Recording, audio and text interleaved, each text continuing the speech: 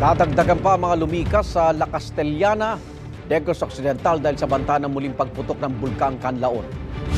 Ayon sa National Disaster Risk Reduction and Management Council o NDRRMC, bukod sa mga nakatira sa 6-kilometer permanent danger zone, nag-evacuate na rin ang ilang pamilyang nasa 7-kilometer area sa paligid ng bulkan.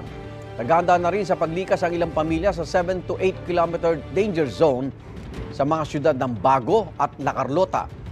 Sa Negros Occidental, 11 evacuation centers ang itinakda ng OCD.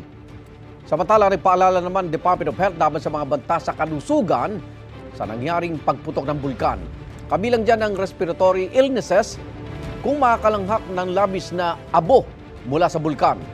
Posible rin ang irritation sa mata at balat.